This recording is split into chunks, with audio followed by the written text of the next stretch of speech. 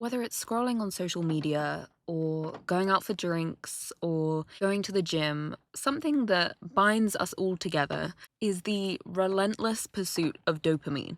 Dopamine makes us feel good. It feels like a reward. It motivates us. We need dopamine to function. Dopamine is not an inherently negative thing at all. It's something that we need. However, as we all know, many things make us feel good and feel pleasurable and rewarding, and they're not all good, you know? Things like exercising, getting outdoors, exposure to sunlight, cooking a nice meal, jumping in the ocean, getting on a plane to go on holiday, petting a puppy. These are all things that release dopamine that make us feel good. They're things that give our brain that little boost of dopamine and make us think, hey, we should do this again. This feels good. We should repeat this action. It's rewarding as fuck. However, smoking a cigarette, scrolling on TikTok, taking recreational drugs, drinking caffeine when you're tired, ordering fast food. These are also satisfying to us, right? They're not all necessarily good for us, or productive, or a logical use of time or money. Smoking, drinking, doing drugs, that is not a logical use of money or time. However, it's inarguably a pleasurable experience. And what's kind of sneaky about these little rushes of dopamine that we get from things is it's often not just, for example, the McDonald's alone. It's not just the glass of wine or the actual cigarette, the tobacco in the cigarette, It's the little rush of dopamine that we get from ordering the fast food, seeing that it's coming, opening the box, taking your first bite, cracking open the bottle of wine, pouring it into your glass. It's like almost like a habit, like it's satisfying in a way, but it's not necessarily joy.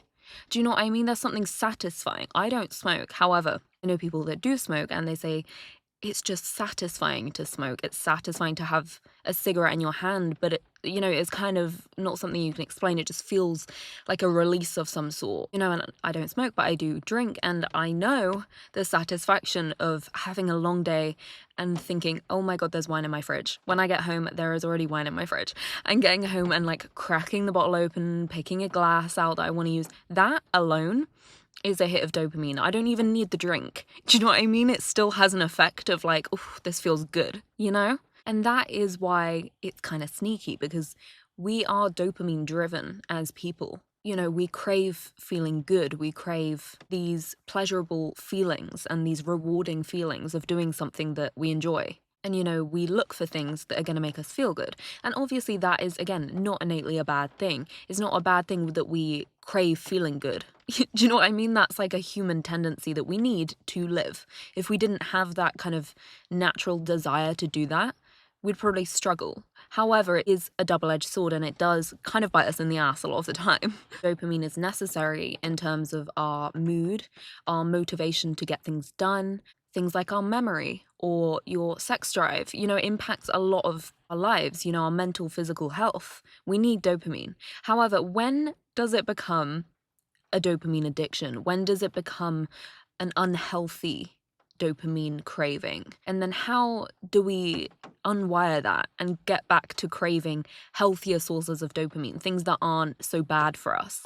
Do you know what I mean? Because I think a lot of us would agree that we probably have some unhealthy relationships to dopamine. We all have some things that we crave and that we do, or like bad habits that we have that make us feel good, that whether or not it's a conscious thing that you're aware of, often will come back to that kind of dopamine rather than the tangible hobby that you're doing. Does that make sense? And I think that every human being on the planet has a couple things like that, right? So it's like, how do we undo that? Or do we need to?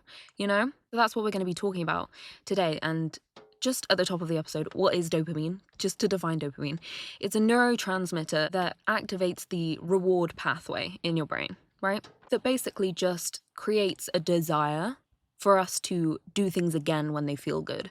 It takes note of when you do something and it gives you a little rush of dopamine, a little feel-good moment. It takes note of that and it kind of triggers you without maybe you even noticing to do that again, which is, again, like I said, the issue, because a lot of things that aren't good for us give us that little hit of like, oh, that feels good. You know, it could be anything. It could be alcohol, it could be drugs, it could be smoking, it could be an unhealthy relationship. But in my opinion, when does dopamine become somewhat of like an addiction or of an unhealthy pattern?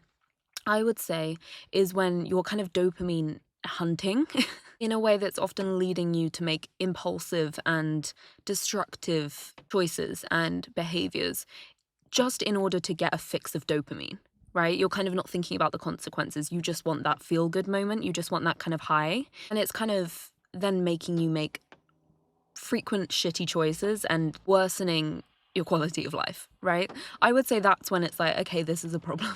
You know, when we're frequently kind of overstimulating the dopamine receptors, because again, dopamine is not bad for you.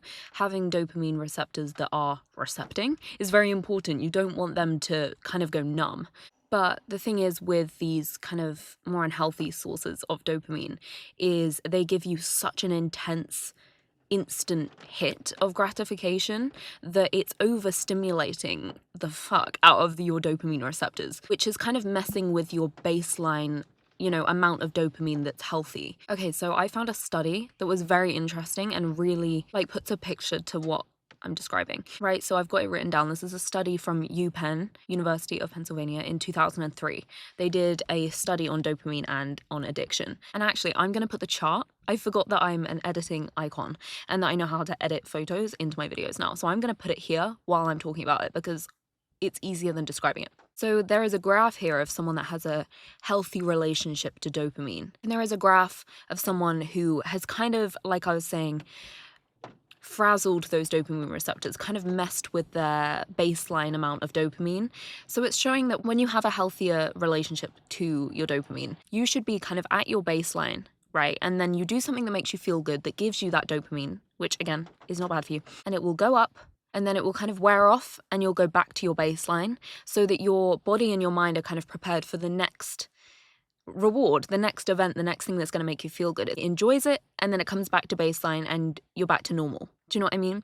However, if you are a little bit more addicted, right, and you fucked with that baseline, your baseline will either be higher or lower than it should be. And then when you get a high, when you get a hit or a fix of dopamine, it's going to spike and it's going to crash. It won't go back to your normal healthy baseline of just, I'm ready for something else nice to happen. You know, I'm obviously not going to stay up here forever, but on the more unhealthy kind of addicted side, it will crash down, right? And they've got this, in the study, they had this kind of analogy of someone in quicksand. That's how they referred to the crash when you were kind of below your baseline. They referred to that as quicksand, which I found really interesting. And they were talking about if you were sinking in quicksand, right? And you thought, oh my God, it's over for me. And someone put out a stick for you to grab to get you out of it, but it was covered in thorns and it was like something that, you know, if you grab, it's gonna slice your hand. But you're drowning in the quicksand, you're gonna grab it. Do you know what I mean? You're gonna be like, that will get me out of this misery and it will essentially save my life in this moment. That's kind of why you can end up with these unhealthy addictions, whatever that may be. Like I said, it could be just a toxic relationship. It could be having a drink. It could be smoking. It could be drugs. It could be anything. However, when you feel like you're drowning in quicksand, you're not thinking about the consequences of grabbing this stick covered in thorns. You know, you're thinking, that will get me out of this current predicament that I'm in, so I don't care. You're not really thinking about the consequences. You're just thinking, that will instantly fix how I'm feeling and fix my issue, you know, which is why then you kind of end up with that really high, really low, really high, really low, because then you keep grabbing for that thing because you keep crashing. And it's that taking the unhealthy option because it feels like your only option in that moment. You know, and sometimes it, like for things like scrolling on social media and TikTok, we do that a lot when we don't want to feel something, right? We do it as a distraction. So also it can just be things like that where it's like, there's some low-hanging fruit, there's something easy I can grab that's just going to erase the current issue I'm having. So I'm going to scroll on TikTok because I'm procrastinating or I don't want to think about something or I'm sad about something. Do you know what I mean? And I think we need to remember that our brains are lazy, right? Our brains reach for the easiest kind of way to feel comfortable.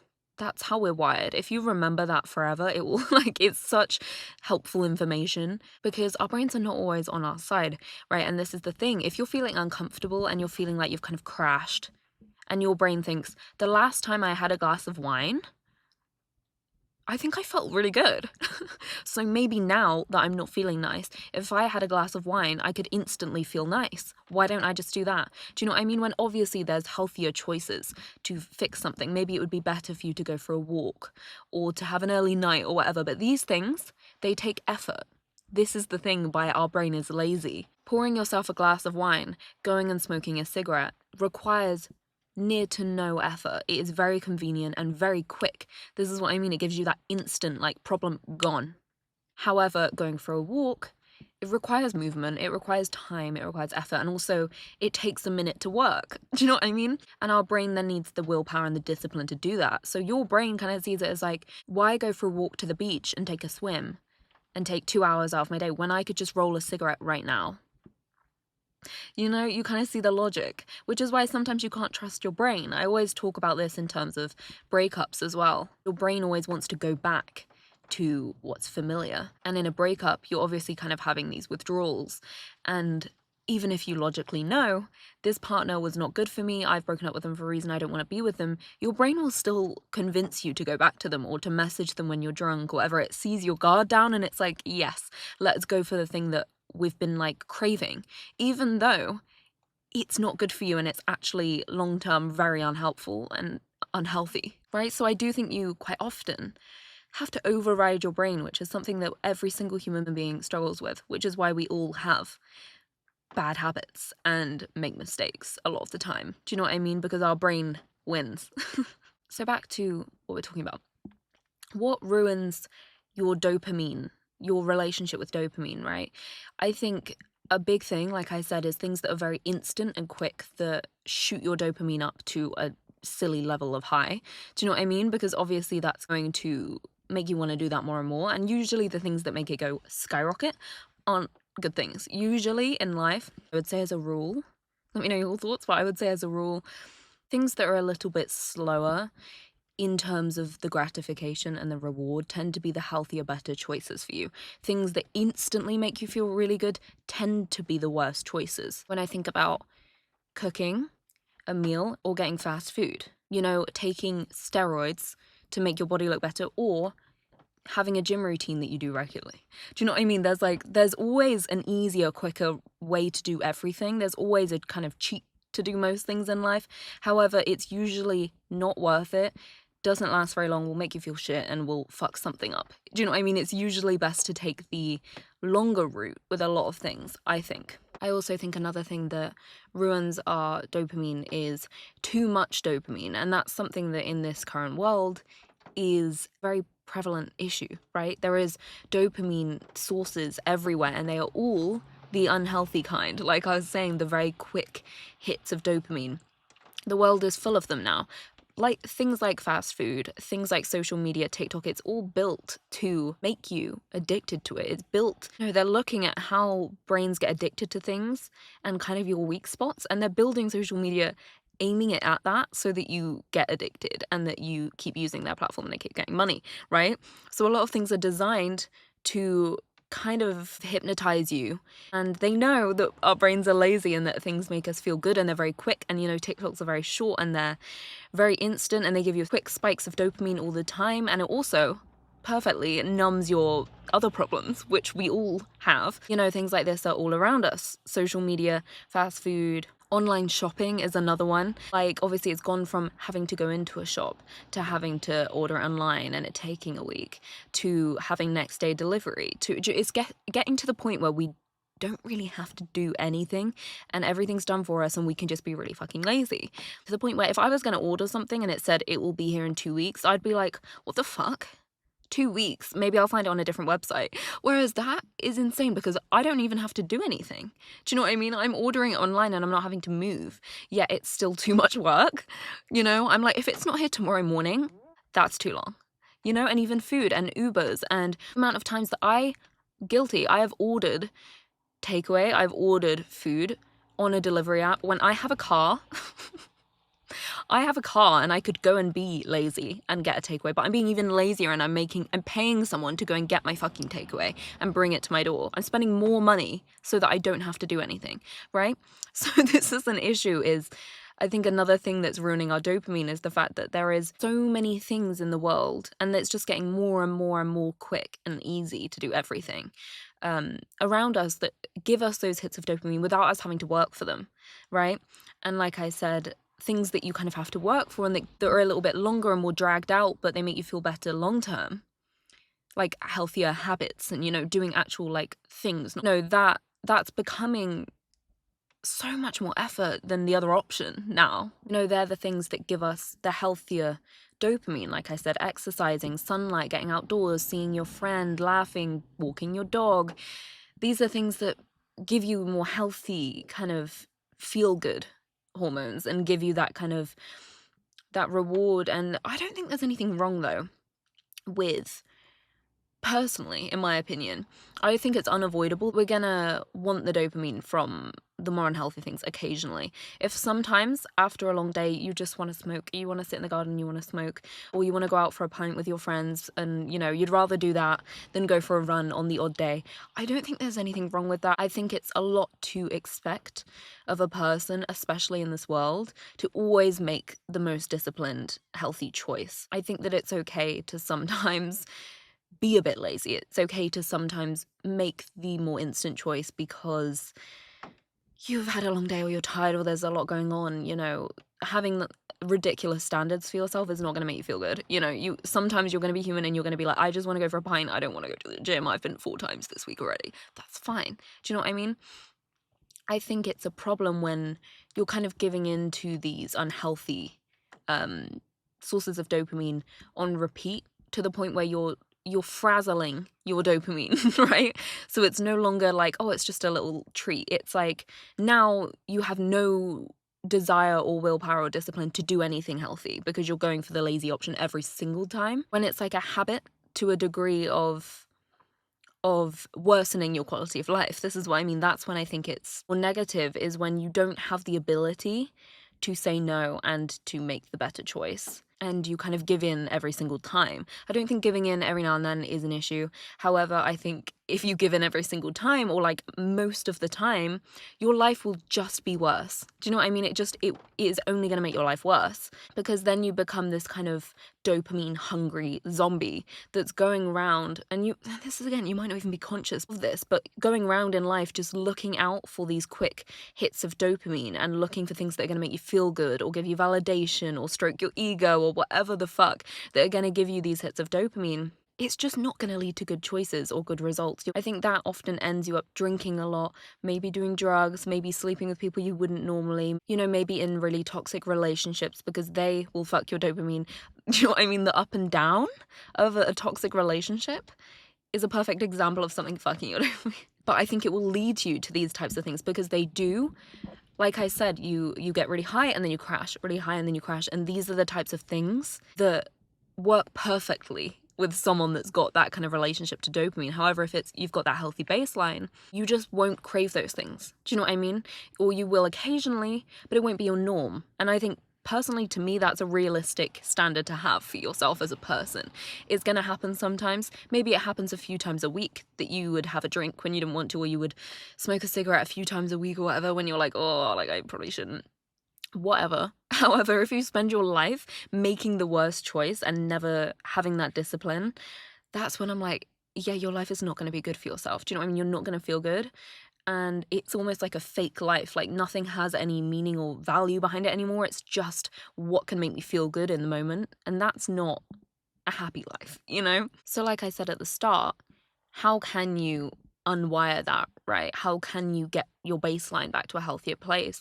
I think by actively not frying your dopamine receptors is a big one. Not overstimulating yourself with constant dopamine boosts, because like I said, it is healthy and good for you to have dopamine boosts and to do things that make you feel good. That is, life is hard enough. We need to do things that make us feel good. Like, I am not trying to say give yourself an entire dopamine detox. Like, dopamine detoxes, though, are an interesting thing. I've done them before, but I don't My standards, again, I think, sorry, am I gonna get reversed into? But I think personally, when I've done a dopamine detox, I've been quite realistic with my standards of myself. I'm not gonna be like, absolutely no phone for a month because, do you know what I mean? Or like isolate myself to like sit in the woods and never feel dopamine, because that's the only, you're never gonna do a full dopamine detox. You need dopamine, A. You don't want to get rid of all your dopamine. But B, things give you dopamine all the time. It's a case of, a dopamine detox to me is like resetting my baseline back to a healthier kind of pace, right? It was not, I'm gonna sit in a hut in the woods by myself and eat nothing but like veg. Do you know what I mean? For like a month. Like for me, it was more like I want to actively do things that are a bit slower that make me feel good and stop leaning into the lazy, really quick things, right? So I was like, I can go on social media for like an hour a day max. Do you know what I mean? Like I'm not being ridiculous, but I'm leveling it back out to a place that's more healthy, and it will still do it. Do you know what I mean? It will still do it. Maybe it was go on social media for an hour a day and, not get fast food for a month. Sure, I don't think that's like that hard to do. Cook my meals and cook more recipes, and maybe when I go for a walk, don't listen to music the whole time. Maybe walk and listen to a podcast or nothing. Do you know what I mean? These are things that slow it down a little bit. Just that's for me a dopamine detox. I actually did an episode called I did a dopamine detox like maybe a year ago. It was quite old. That I can link actually in the description because obviously it's very relevant. Maybe I'll do an updated one. Because I don't remember exactly what my kind of rules were to my detox, but it was not ridiculous. I think it was like I want to basically have less screen time, read my book more often, sleep earlier, drink 2 times a week maximum. Like it was just like I can do these things but dial them back. I do not want them to be my constant habits and the things I do all the time that are making me feel good. I don't mind them making me feel good occasionally, but there needs to be, most of the time I want to be doing healthier things to make myself feel good, not picking up my phone and picking up a drink and sleeping really late and just making stupid choices. It's kind of drawing that back into, okay, it's got to a place that's not healthy. Let's reset so that it's a little bit better, things like waking up and getting outside and going for a little walk or just having some sunlight exposure, things that are real dopamine. This is the thing I think now we've got like a fast food version of dopamine that's, do you know what I mean? It's not real food, but it feels good and it's quick and it tastes like food, so it must be food. It's not food, do you know what I mean? Like there's this kind of false dopamine everywhere now, and I think getting dopamine from real things that really make you feel good and aren't kind of like a fake hit of joy, that's kind of for me what a dopamine detox is like, being out in nature more, reading books more, baking, cooking, doing things that are a little bit just like actual things that make fucking people happy that aren't ridiculously unhealthy. Do you know what I mean? Like getting your brain back to natural dopamine. I think that's the only way to kind of fix a dopamine addiction, is to slow it down and get your brain a little bit more used to getting its regular dopamine from healthy sources and real actual dopamine, not the fast food version of dopamine like TikTok and drugs on your phone and blah. Like actually doing things that make you feel good. It goes back to years ago. What did people do to make them feel good? They had actual hobbies. They did actual things. They got out and did stuff. Like people at a basic level feel good from things like getting outside and cooking or doing something like physical with their hands. Do you know what I mean? Like building things. Like these are things that have always made human beings feel good. And we haven't really evolved that much in the sense of like those things still make us feel sane. You have a hard week and you're like, oh my God, I'm so stressed. You go for a walk, it makes you feel so much better. Why? Because people are simple in that way. We just need actual shit to do. And constantly frazzling and overstimulating your dopamine receptors, I think just kind of, like I said, it leads you to making sillier choices with your life, which can be quite destructive, but also you never feel like genuine joy. Do you know what I mean? You're never doing anything that really makes you feel good and like happy as a person. It's also temporary. I just think like doing things that actually make you feel good is the answer. Do things that actually are gonna last and make you feel good and happy, that have something to them. Not that's just like a fleeting moment of like dopamine. However, like I said, we are all human, and sometimes you want to do the silly choice, fine. Just try not to make that your norm, you know? Obviously, this is all up to you. Do whatever you want with your life. However, I don't know. I don't like the idea of something controlling me, changing my actions that I'm not conscious of. And I think your relationship with dopamine is something that can secretly push you to make certain choices that you think you're making choices, but really it's your brain kind of pushing you towards certain choices. Do you know what I mean? Like, I want to be like, if I'm gonna make a silly choice, it's because I want to make the silly choice right now. And I've kind of thought it through a little bit. Do you know what I mean? Like, I'm aware that yeah, maybe I shouldn't drink tonight, however I want to drink tonight. Do you know what I mean? Like, if I can be honest with myself, I think that's quite an important thing. Like, I'm being honest with myself that I'm in the driver's seat here. If I'm choosing to do something silly, that's on me. But I don't want to be making stupid choices that I'm not even aware I'm making, and I'm just kind of being like blindly dragged around by my dopamine cravings. Do you know what I mean? Making me drink, and I'm justifying it to myself and like lying to myself. I don't want to do that. If I'm doing something silly, I want to at least be aware of it. Do you know what I mean? And when I'm making a better choice, I can be aware of that and be proud of myself for that too. Like, it's okay. I just think it's important to know what you're doing, know why you're doing it and where it's coming from. And there's loads of things in life that can like control what you're doing, and do you know what I mean, that can kind of give you like motivation and a push to make choices in a certain way, like unconsciously.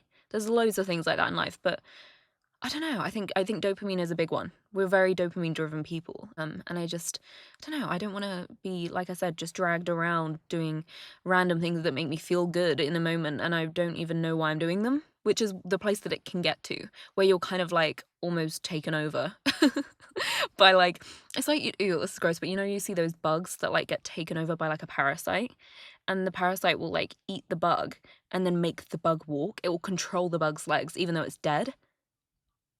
Do you know what I'm talking about? That to me is like, I don't want dopamine to be doing that to me. I'm like, I am the one controlling it, bitch. I hope you enjoyed that visual. If you haven't seen that, it's really gross, so don't. But yeah, thank you for listening to this episode. I hope you found it interesting. I will link below, like I said, my episode I did ages ago on a dopamine detox that I did. I'll probably do another one in the next few months because I do find them helpful, and doing them like fairly regularly kind of keeps that baseline at like a good place. You're keeping it in check, you know? But yeah, thank you for listening, and I will talk to you next week.